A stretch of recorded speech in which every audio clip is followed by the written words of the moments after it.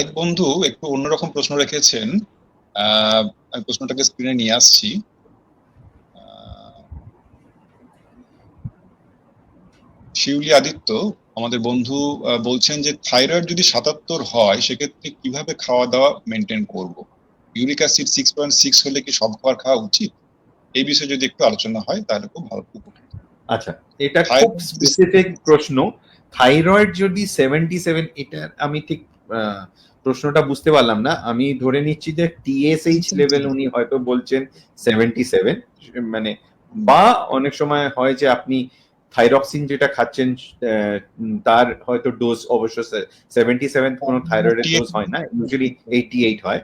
তো সেটা আমি মানে এই কোয়েশ্চেনটা একটু স্পেসিফাই করলে ভালো হতো। বাট ধরে নিচ্ছি যে আপনার থাইরয়েডের প্রবলেম আছে, এবং থাইরয়েডের প্রবলেম থাকলে যেটা হয় যে is thyroid food dependent disorder? না, ইট ইজ নট। কারণ থাইরয়েডের প্রবলেমটা হচ্ছে যে বেশিরভাগ ক্ষেত্রে দেখা যায় যে থাইরয়েড হরমোনটা কম, দ্যাট ইজ হাইপোথাইরয়েডিজম।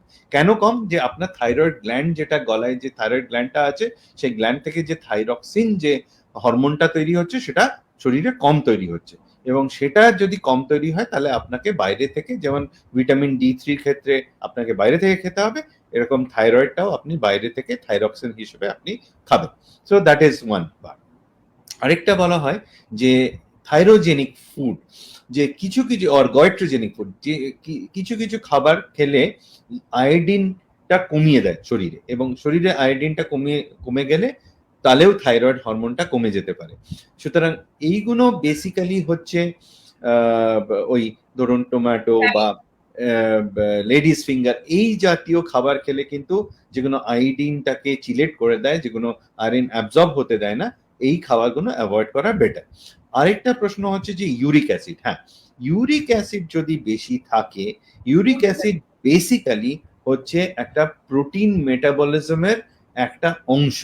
সুতরাং আপনাকে যেটা করতে হবে যে আপনাকে খুব স্ট্রিক্ট ডায়েট মেনটেন করতে হবে, তার মধ্যে অ্যানিমেল ফ্যাটটা যত কম খেতে পারেন তত বেটার। তার মধ্যে আবার আছে যে রেড মিটটা একদম অ্যাভয়েড করা ভালো। লিন মিট, যেটা মানে ধরুন মাছ বা আপনার চিকেন, এগুলো হয়তো বেটার, কিন্তু সেটারও একটা মাপ অনুযায়ী আপনাকে খেতে হবে। তো সুতরাং আপনার যে থাম্ব রুলটা আমি যেটা বললাম, 1 গ্রাম পার কেজি বডি ওয়েট, সেইটা আপনার খাওয়া যাবে না। আপনার ডাক্তারের পরামর্শতে এইগুলো মেনটেন করবে, এবং ইউরিক অ্যাসিড থাকলে অন দ্য লং টার্ম আপনাকে চিকিৎসার মধ্যে তো থাকতেই হবে।